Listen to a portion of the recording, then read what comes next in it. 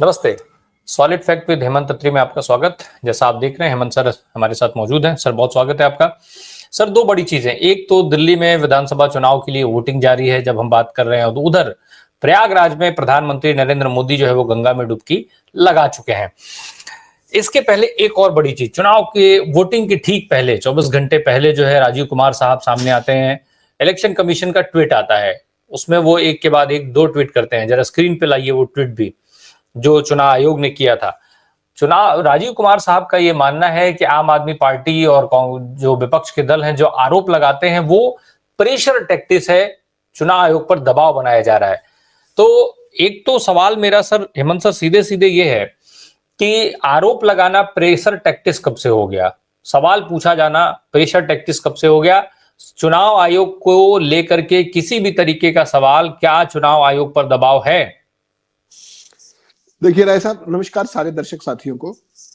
दबाव कोई चीज नहीं होती। दबाव वो चीज होती है कि अगर आप गलत हैं तो आपको दबाव दिखेगा, और अगर आप ठीक हैं, आप न्यायप्रिय हैं, अगर आप न्याय डिलीवर करते हैं तो आपके ऊपर कोई दबाव बनाने की कोशिश भी क्यों करेगा और बनाएगा भी क्यों, और आप दबाव को लोगे भी क्यों। हकीकत में यह है कि जो कल इन्होंने ट्वीट किया कल शाम को राजीव कुमार ने, वो एक एडमिशन का, गिल्ट ऑफ एडमिशन है कि हाँ कहीं ना कहीं हमारे अंदर जो पानी है वो मर रहा है कहीं हमारी दीवार के अंदर। और उन्होंने एक और लिखा कि जैसे 3 मेंबर्स की बॉडी है ये, और एज इफ 1 मेंबर की बॉडी जैसा व्यवहार, जो कि हकीकत भी है। आप बाकी 2 चुनाव आयुक्तों के नाम बता दीजिए मुझे जरा एक बार। ऑफ हेड याद है क्या आपको? चुनाव आयोग एक राजीव कुमार और उसी के नाम से जाना जाता है, दुर्भाग्य से। सौभाग्य नहीं, ये दुर्भाग्य है कि 3 member body, why only Rajeev Kumar. इससे पहले एक श्रीमान जी सुनील अरोड़ा होते थे, उन्होंने भी इसी तरीके के तमाम घटिया स्तर की जो चीजें जो संभव थी वो करी थी, तो कोई नई बात नहीं है। मोदी जी के राज में सीईसी बनने का पैमाना यही है कि आप बीजेपी के लिए कितना खेल सकते हो, न्यूट्रल एम्पायर नहीं। आप बीजेपी की टीम के कितने एक्टिव मेंबर बन सकते हो, उसको क्या क्या फेवर दे सकते हो, क्या क्या वॉक ओवर्स दे सकते हो, क्या क्या कार्रवाई नहीं कर सकते हो, और विपक्ष को कितना तंग कर सकते हो, विपक्ष को कितना डिमीन कर सकते हो। आप इस ट्वीट की भाषा देखिए, ये कम से कम सत्तारूढ़ दल के लिए तो नहीं है। चुनाव आयोग में सत्तारूढ़ दल का गठबंधन सहयोगी है, गठबंधन है चुनाव आयोग का, उनके साथ आप लगातार देख लीजिए, आज से नहीं है। ये सुनील अरोड़ा के टाइम से गठबंधन शुरू हुआ था, जो बदस्तूर जारी है आज भी। तो राजीव अरोड़ा को ये कहने की जरूरत पड़ी, इसका कारण समझिए। आज 5 तारीख है, 18 तारीख को वो विदा हो रहे हैं। उनके मोदी जी से कुछ कमिटमेंट होंगे, पार्टिंग गिफ्ट देने के या कुछ इस तरीके का, दिल्ली को थाली में सजा करके। और उसके लिए तमाम वोटों के अंदर जो जो खेल हुए लगातार, जो ना केवल अरविंद केजरीवाल ने बताए बीच में कि इतनी वोटें काटी जा रही है और इतनी जोड़ी जा रही है, और परसों राहुल गांधी ने तो भरी संसद में ही कह दिया, संसद के पटल पर। मजेदार बात देखिए, चुनाव आयोग की बचाव में आज जो पुराने चीफ जस्टिस थे चंद्रचूड़, आज वो भी ईवीएम की उसमें खड़े हो गए आकर के। आज उन्होंने वोट डाला और वो कह रहे हैं कि जनता को कि ईवीएम के मामले में जनता को अब बात मान लेनी चाहिए कि चुनाव सुप्रीम कोर्ट ने कह दिया। सुप्रीम कोर्ट ने फैक्ट्स तो आज तक देखे नहीं कभी भी। अगर आपको वीवीपैट गिनने ही 5% है तो आपने 100% मशीनों पे क्यों लगवाए थे? सुप्रीम कोर्ट को कोई पूछने वाला नहीं है, 5% भी लगवा देते ना फिर तो कुल मिलाकर के जितने भी ये संवैधानिक संस्थाएं हैं राय साहब, ये सरकार की गठबंधन सहयोगी है ये कहने में, और उसमें राजीव कुमार उसमें सबसे मुख्य किरदार है। 18 तारीख को एक और आंकड़ा है सर, एक और आंकड़ा है, जरा स्क्रीन पे लाइए उस आंकड़े को भी। ये जो आंकड़ा है ये साफ ये कह रहा है कि किस तरीके से वोट बढ़ाए गए। मध्य प्रदेश में 5 महीने और 5 साल के जो वोटर्स हैं उनका आंकड़ा साफ साफ दिख रहा है, 5,37,380 का आंकड़ा 5 महीने में, और 55,62,702 5 साल में। राजस्थान में 5 महीने में 4,35,951 और 5 साल में 51,41,146। छत्तीसगढ़, झारखंड, हरियाणा, तेलंगाना, महाराष्ट्र का जिक्र सबको मुझे लगता है याद होगा, अभी जो राहुल गांधी ने उठाया था 39,63,359 वोट 5 महीने में, और 5 साल में 32,23,493 वोट। मतलब 5 साल में जितने वोटर नहीं जोड़े उससे ज्यादा 5 महीने में। क्या अपने आप में ये आंकड़े राजीव कुमार साहब के सारे भ्रष्टाचारों के सबूत नहीं है, पर्याप्त नहीं है? और क्या इसी भ्रष्टाचार के बचाव में राजीव कुमार अब ये ट्वीट कर रहे हैं? निश्चित तौर पर अगर इस देश के अंदर संवैधानिक संस्थाएं अपना काम कर रही होती तो मध्य प्रदेश के चुनाव से ही ये चोरी पकड़ी जाती, लेकिन किसी ने कुछ नहीं किया। और इवन मैं तो ये कहूंगा कि कांग्रेस पार्टी भी अब एक्टिव हुई है जाकर के। ये जो आपने डॉक्यूमेंट दिखाया अभी, ये कल जो उनका डेटा सेल है उसकी रिसर्च का परिणाम है। ये मिस्टर चक्रवर्ती ने, प्रवीण चक्रवर्ती ने ये सारा वर्कआउट किया है। और मजेदार बात देखिए, परसों राहुल गांधी ने महाराष्ट्र का बाकायदा नाम लेकर के और एक बिल्डिंग के अंदर इतनी वोट है ये भी बताया। प्रधानमंत्री ने हर बात का जवाब दिया, लेकिन जो मुद्दे सब उठाए थे उन्होंने चुनाव आयोग का जिक्र किया प्रधानमंत्री ने, लेकिन उन्होंने जो राहुल गांधी ने कहा था कि चुनाव आयुक्त की नियुक्ति से आपने सीजेआई को क्यों हटाया, इसका जवाब नहीं दिया उन्होंने, नहीं दिया। ऐसे ही जो उन्होंने महाराष्ट्र के चुनाव में गड़बड़ी का आंकड़ा दिया, जो हरियाणा का आंकड़ा दिया, उस पर बिल्कुल चुप्पी साधे रखी।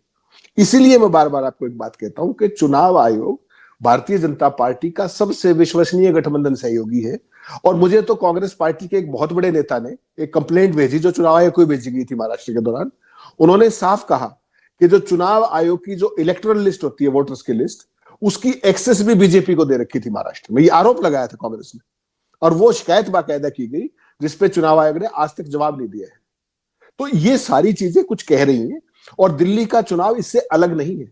आपने शाहदरा का देखा, अरविंद केजरीवाल ने बताया, तो किसी ने उसका खंडन किया क्या? नई दिल्ली विधानसभा क्षेत्र जो अरविंद केजरीवाल की सीट है, उस पर कितने वोट काटने की षड्यंत्र हुआ और कितने जोड़ने का, वो सारी चीजें क्या कह रही है? वो कहीं ना कहीं चुनाव आयोग की डायरेक्ट संलिप्तता है। और कल जो इन्होंने ट्वीट किया राजीव कुमार जी ने, मुझे एक बात बताइए आप, इन्होंने कह दिया कि दबाव बनाने की रणनीति है, ये है वो है। उनकी सारी बात मान लीजिए, आप स्वीकार कीजिए कि हाँ ठीक है, क्या परवेज साहिब सिंह वर्मा पैसे बांट रहे थे या नहीं बांट रहे थे? महिलाओं ने दिखाए कि नहीं दिखाए? ये आरोप आज भी है हेमंत सर, यह आरोप आज भी आम आदमी पार्टी ने बकायदा वीडियो ट्वीट करके लगाया है कि भाई यहाँ राष्ट्रपति भवन से चंद कदम दूरी पर संजय सिंह ने बोला है कि पैसे बांटे जा रहे थे। जंगपुरा में भारतीय जनता पार्टी का जो बूथ बना है, उस बूथ के ठीक पीछे वाले बिल्डिंग में वोटर्स को ले जाके पैसे बांटे जा रहे थे, और राजीव कुमार उस पर मौन है, अभी भी कोई जवाब नहीं आया कहीं से। और ये सारे वीडियो हैं, ये ऑडियो नहीं है, इसकी कोई ऑथेंटिकेशन की जरूरत नहीं है, सारे वीडियो है, वहां के मौके के वीडियो है, जहां पर दिल्ली में पैसे बांटे, जूते बांटे, साड़ियां बांटी। अब ये जो आज के वीडियोस हैं, इस पे कोई राजीव कुमार बोलते हैं क्या कभी? प्रधानमंत्री जी जिस तरीके का पोलराइजेशन करते हैं, कल भी संसद के अंदर खड़े होकर आम आदमी पार्टी को अर्बन नक्सल कह रहे थे, राहुल गांधी को अर्बन नक्सल कह रहे थे। और आज का इंटरेस्टिंग देख लीजिए, आज तो कमाल ही हो गया। आपको याद है जिस दिन भगदड़ मची थी कुंभ में, आपने मुझसे बहुत पॉइंटेड सवाल पूछा था, बहुत तीखे शब्दों में। क्या आपने कहा था कि क्या अब भी प्रधानमंत्री जाएंगे? आपने बहुत गुस्से में कहा था, और मैंने कहा था 100% जाएंगे, आपको ध्यान होगा। मैंने कहा था प्रधानमंत्री जी के लिए ये कोई बड़ी चीज नहीं है, हादसा हो जाए, भगदड़ हो गई, उनको अपनी ऑप्टिक्स क्रिएट करनी है दिल्ली की जनता के लिए। और ये पहली बार नहीं है, ये सारे का सारा खेल चुनाव आयोग की संलिप्तता से है, एक्टिव इन्वॉल्वमेंट के साथ है। चुनाव कार्यक्रम की घोषणा कैसे की जाती है, किसी को छुपा नहीं। पहले प्रधानमंत्री सरकारी खर्चे पर उद्घाटन और शिलान्यास करते हैं, उनकी यात्रा जब पूरी हो जाती है तब चुनाव आयोग कार्यक्रम घोषित करता है। ये मैं आपको 2014 से बता रहा हूं, नई बात नहीं है। और कोई मुख्य चुनाव आयुक्त हो, कोई चुनाव आयुक्त तो कोई फर्क नहीं पड़ता। वो किस तरीके के भाषण देते हैं, विशुद्ध सांप्रदायिकता करते हैं, विभाजन करते हैं, वर्टिकल डिवीजन करते हैं, भ्रष्टाचार भारतीय जनता पार्टी हर जगह करती है, पैसे बांटती है, सब चीजें बांटती है। आज तक आपने बीजेपी के कितने पैसे बरामद हुए देखे? कितनों के खिलाफ केस दर्ज होते हुए देखे? दिल्ली के अंदर कौन सी ऐसी चीज है वायलेशन जो नहीं की भारतीय जनता पार्टी के लोगों ने? बीजेपी का जो नेता जो आतिशी के खिलाफ चुनाव लड़ रहा है, उसने प्रियंका गांधी के बारे में क्या कहा था? उसने आतिशी के बारे में क्या कहा था? क्या किया चुनाव आयोग ने? पर्चा दर्ज हो गया क्या? प्रियंका गांधी के गालों जैसी सड़क बना देंगे, आतिशी ने अपना बाप बदल लिया, क्या किया था चुनाव आयोग ने? कहां थे राजीव कुमार? इसलिए वो कहते हैं कि हम पे प्रेशर डालने की कोशिश है। क्यों? क्योंकि वो पार्टीजन है, वो भारतीय जनता पार्टी की साइड लेते हैं। और जो ये धार्मिक स्थलों पर जाने की परंपरा है, अगर आप इजाजत दे तो मैं प्रधानमंत्री का ट्रैक रिकॉर्ड बता दूं आपके दर्शकों के लिए, बहुत महत्वपूर्ण बात है। आपने कहा साहब भगदड़ के बावजूद जाएंगे, मैंने कहा हाँ जाएंगे। ये पहला, ऐसे पिछले 12 चुनाव लगातार, मैं आपको तारीख के साथ बता रहा हूं, जब वहां पर स्टेट में वोटिंग हो रही थी, जहां पर प्रधानमंत्री उस एरिया के अंदर या उसके आसपास पूजा कर रहे थे। नोट करते चलिएगा, आज महाकुंभ में स्नान लगाया, दिल्ली के अंदर पोलिंग हो रही है। महाराष्ट्र के जगदम्बा माता मंदिर में पूजा कर रहे थे जिस दिन हरियाणा का मतदान था, अभी अक्टूबर 2024 के अंदर। लोकसभा चुनाव 1 जून लास्ट फेज था, उस दिन प्रधानमंत्री कहां थे? विवेकानंद रॉक मेमोरियल पे, याद होगा आपको। उसके बाद लोकसभा चुनाव 20 मई को पोलिंग हो रही थी, प्रधानमंत्री कहां थे? पुरी के जगन्नाथ मंदिर में। उससे पहले 13 मई लोकसभा चुनाव एक चरण की वोटिंग थी, प्रधानमंत्री थे पटना साहिब गुरुद्वारा में लंगर बांट रहे थे। हर एक उसमें लोकसभा चुनाव 3 मई, अभी 3 मई 24, प्रधानमंत्री जी अयोध्या राम मंदिर में थे। राजस्थान के श्रीनाथ मंदिर में कब थे वो? 10 मई 2023 को। क्या था उस दिन? कर्नाटक विधानसभा का चुनाव था। बांग्लादेश के मथुरा मंदिर के अंदर थे। वेस्ट बंगाल चुनाव था 27 मार्च 2023 को। उसके बाद केदारनाथ में ध्यान लगा रहे थे जब लोकसभा चुनाव की वोटिंग हो रही थी 2019 में। उसके बाद अंबाजी मंदिर में ध्यान लगा रहे थे जब गुजरात विधानसभा में 12 दिसंबर 2017 को पोलिंग हुई थी, उसी दिन की बात है ये। सोमनाथ मंदिर में यूपी विधानसभा में 8 मार्च 2017 को पोलिंग हो रही थी और प्रधानमंत्री जी सोमनाथ मंदिर में पूजा अर्चना कर रहे थे। केरल के पाराबूर पुरतिंगल मंदिर में 11 अप्रैल 2016 को प्रधानमंत्री जी पूजा कर रहे थे।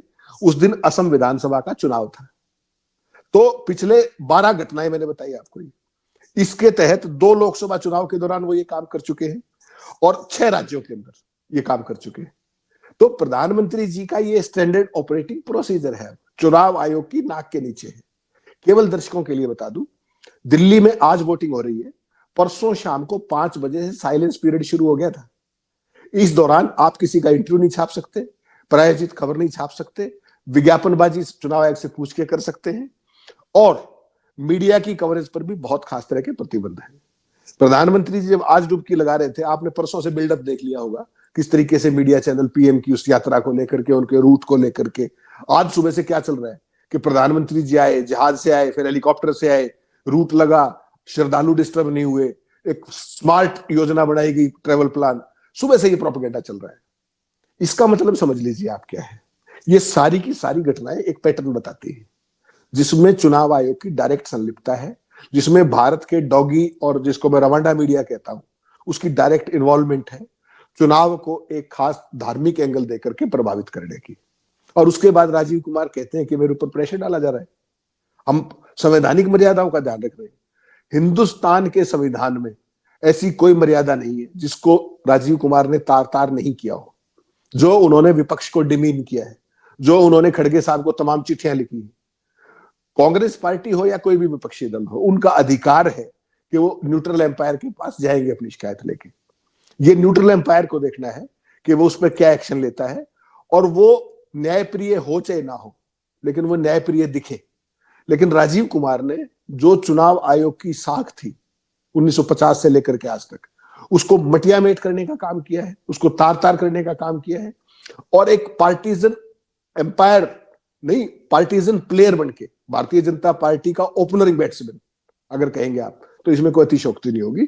और वो जो ये बात कह रहे हैं वो भी जो कहा कि जो विपक्षी दल जो है वो अपनी हार का पहले से वो बनाते हैं। विपक्षी दलों को तो छोड़ दीजिए, वो तो पॉलिटिकल पार्टी है। चुनाव आयोग को ट्वीट करने की जरूरत क्या थी? सीधा सीधा मतलब है, they are more loyal than the king. प्रधानमंत्री के प्रति अपनी आस्था दिखा रहे हैं, दोबारा से विपक्ष को डिमीन कर रहे हैं।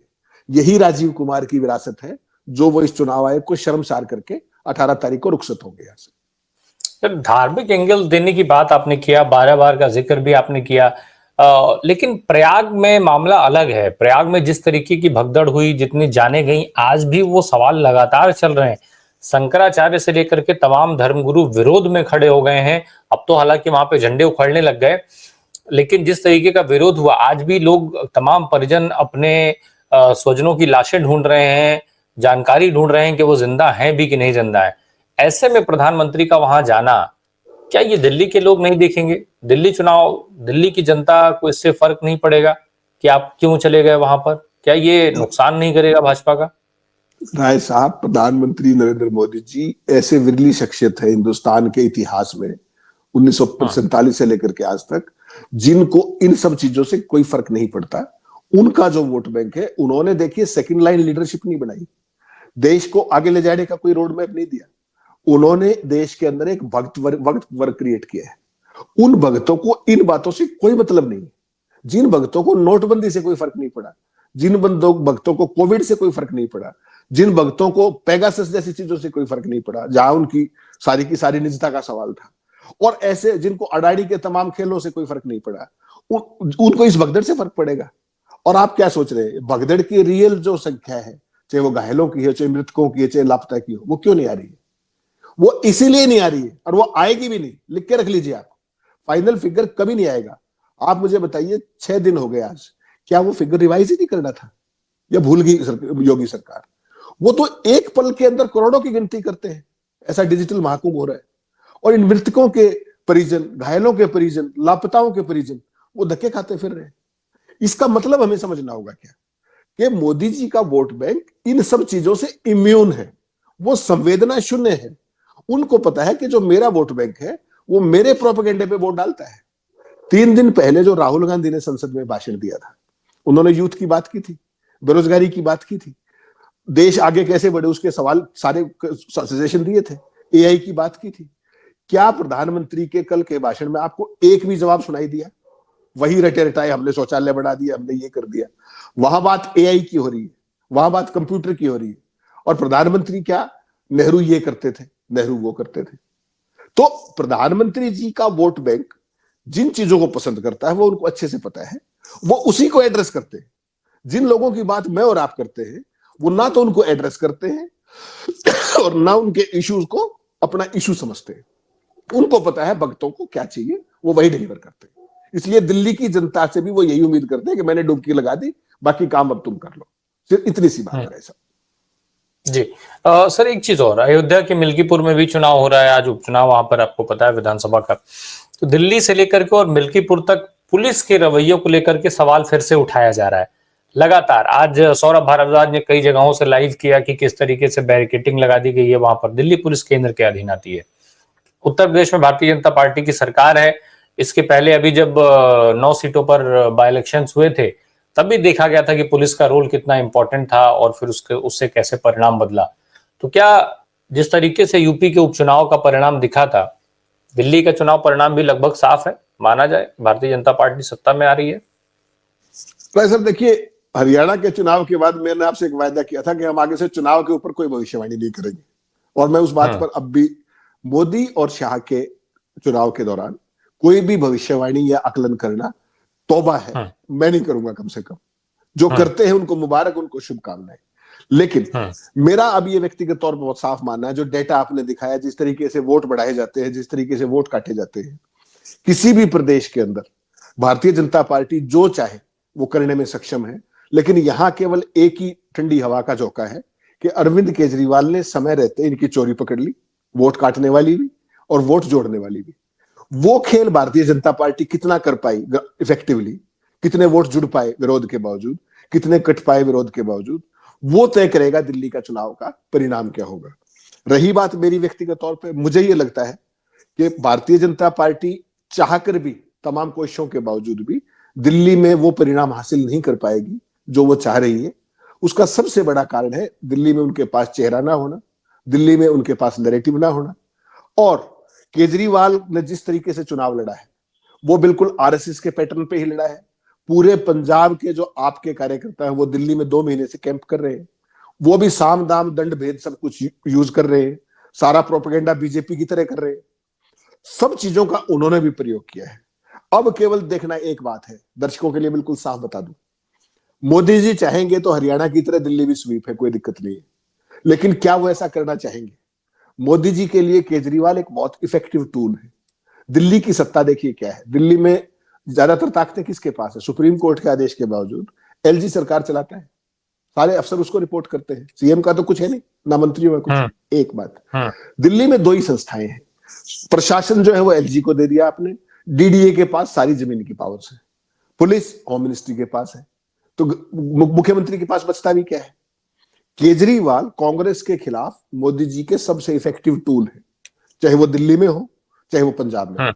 और केजरीवाल वो व्यक्ति है, देखिए केजरीवाल की जो पॉलिटिक्स है ना, जो अब तक मैं समझ पाया हूं, वो वन टाइम फिनोमिना है। ऐसा फिनोमिना बहुत कम देखने को मिलेगा। अगर वो दिल्ली में चुनाव हार जाते हैं तो मोदी जी को ये पता है कि वो लंबा नहीं चल पाएगी, उसके बाद फिर पंजाब में भी चुनाव में हार में निश्चित हो जाएगी उनकी। तो ऐसे में क्या कांग्रेस के खिलाफ एक इफेक्टिव टूल को मोदी गंवाना चाहेंगे केजरीवाल की सियासत खत्म करके? इस तरह के सवाल भी लगातार एकेडमिक सर्कल्स में है। अब चूंकि चुनाव आयोग जेब में, पुलिस जेब में, सारा तंत्र जेब में, तो मोदी जी जो चाहे सक्षम है वो करने में, इसमें कोई शक नहीं है। लेकिन क्या वो इतना बड़ा जुआ खेलेंगे? क्योंकि देखिए गुजरात में जाके केजरीवाल ने क्या किया था, केजरीवाल केवल वहां वहां चुनाव लड़ते हैं जहां जहां भाजपा को कांग्रेस के वोट कटवाने होते हैं। तो क्या केजरीवाल को समाप्त करके मोदी जी इतना बड़ा रिस्क लेंगे? और क्या मोदी जी वास्तव में केजरीवाल को हराने को गंभीर है? कल आपने एक पूर्व मुख्यमंत्री के बेटे का वीडियो देखा होगा, किस तरह की भाषा थी और क्या चीजें थी। वो भी कुछ कह रही थी उसमें, अगर आपने वीडियो देखा हो तो बड़ी फ्रस्ट्रेशन थी उसमें कहीं ना कहीं, बहुत वो जो शब्द बता रहे थे अपने। तो तमाम कहानियां हैं। अब ये देखना पड़ेगा कि मोदी और शाह ने क्या इसको ठान लिया है कि हमने हरियाणा और महाराष्ट्र की तरह दिल्ली भी हथियार लेनी, तो उनकी चॉइस है। वो चाहेंगे तो मुझे कोई कारण नहीं लगता कि वो नहीं जीत पाए दिल्ली में, लेकिन क्या वो ऐसा चाहेंगे ये उन दोनों को तय करना है, ये मैं और आप नहीं कह सकते। चुनाव के अंदर ऐसी कोई मैनिपुलेशन हिंदुस्तान में नहीं बची जो इन्होंने लोकसभा चुनाव या उसके बाद के सारे चुनाव में प्रयोग ना की हो, चुनाव आयोग के सक्रिय सहयोग से। ये मेरा कहना है। नहीं तो जब सिस्टम पूरा है, चुनाव आयोग है, पुलिस का इस्तेमाल आपको दिख ही रहा है सीधे सीधे, तब तो फिर साफ है कि भाई भारतीय जनता पार्टी को एज है। अब वो एज आम आदमी पार्टी के लिए फायदेमंद होती है, कांग्रेस के लिए फायदेमंद होती है, वो एक अलग बात हो सकती है। आपने बिल्कुल एक नई चीज कह दी। इसका मतलब साफ है कि भारतीय जनता पार्टी किसी भी परिस्थिति में सरकार खुद नहीं बनाना चाहती है, आम आदमी पार्टी की सरकार बनवाना चाहती है। अपेरेंटली ऐसा लगता है। जो कल आउटबर्स्ट किया जो पूर्व मुख्यमंत्री के बेटे ने, वो कुछ कह रहा था, वो बिटवीन द लाइंस पढ़ने की जरूरत है। और जिस तरीके की चीजें, देखिए आम आदमी पार्टी का खेल क्या है कि अरविंद केजरीवाल को कट्टू साइज करो। जो भारतीय जनता पार्टी का जो खेल है मोदी और शाह का, कट्टू साइज, उनको बाहर नहीं करना सियासत के मैदान से। तो इनका गेम ये रहेगा कि जो पिछली बार जो बहुत कम सीटें बीजेपी गई थी, उसको सम्मानजनक लेवल तक चला जाए तो बहुत अच्छी बात होगी। क्योंकि अगर दिल्ली का चुनाव भी हरियाणा और महाराष्ट्र की तरीके से जीत लिया इन्होंने, जहां इनका कोई नाम लेवा नहीं था, और जिस तरीके सत्ता में आज तक भी समझ नहीं पाए लोग दोनों स्टेट्स के कि हुआ क्या है, तो वैसे ही ये दिल्ली में उतना बड़ा रिस्क लेना चाहेंगे क्या? क्योंकि एक चीज मानिए आप राय साहब, और मैं बहुत जिम्मेदारी के साथ एक बात कह रहा हूं, अगर मान लीजिए केजरीवाल ये चुनाव हारते हैं तो वो कांग्रेस पार्टी की तरह नहीं है, वो घर नहीं बैठेंगे। वो चुनाव आयोग ने जो जो खेल किया है वोट काटने का, जोड़ने का, वो कांग्रेस पार्टी तो अब तक नहीं कर पाई, ना हरियाणा कर पाई, ना महाराष्ट्र कर पाई। इनके पास वो सारा वेर विडाल है, वो टीमें हैं, टेक्निकल चीजें हैं, जो 2 मिनट के अंदर चुनाव आयोग को और सरकार को नंगा करके खड़ा कर देंगे कि इन्होंने चुनाव कैसे जीता है। तो ये बात भी कहीं ना कहीं सिस्टम जानता है, और मुझे लगता है उस कारण भी वो हिचकेंगे। जो हरियाणा में किया, जो महाराष्ट्र में किया, जो मध्य प्रदेश में किया, जो छत्तीसगढ़ में किया, उसको दिल्ली में रिपीट कर, क्योंकि चोरी पकड़ी गई दिल्ली में। दिल्ली में 10,000 वोट तो दिल्ली में इंटरनल समर्थन देंगे। नहीं, कई बार क्या होता है कि आप जितना कर सकते हो, आरएसएस ग्राउंड पे खेल करती है। आपको पता है कि केजरीवाल साहब का भी आरएसएस में ठीक ठाक मामला है, तो वो प्लस कार्डर बेसिस के ऊपर जिन टूल्स के साथ जो भारतीय जनता पार्टी चुनाव लड़ती है, चाहे पैसा हो, चाहे बाकी चीजें हो, फ्रीबीज हो, ये हो, वो सारा चीजें आम आदमी पार्टी के कार्यकर्ता पंजाब से हजारों हजार दिल्ली में है ऑलरेडी 2 महीने से, तो वो सारे काम उधर से भी चल रहे हैं, ऐसा नहीं है। तो बीजेपी को उसी के तरफ में, उसी के हथियारों से, उसी के प्रोपेगेंडा वाले स्टाइल से केजरीवाल लगातार आपने देखा है कि वो आउट ऑफ सीन नहीं है, बाकायदा मैदान में डटे हुए हैं, चाहे उनको कैसे भी बयानबाजी करनी पड़े। जहर पानी में जहर मिलाने की बात, आज उस पर कुरुक्षेत्र में मुकदमा दर्ज हो गया है, पता है आपको? कुरुक्षेत्र में मुकदमा कोर्ट के आदेश पर दर्ज हो गया, और उसमें वकील ने जो इस्तगासा डाला उसमें क्या लिखा है कि हरियाणा और पंजाब के लोगों को लड़वाने के लिए केजरीवाल ने ये बोला, और सांप्रदायिक हिंसा कराने के लिए बोला। तो धाराएं भी बड़ी इंपॉर्टेंट है उसके अंदर।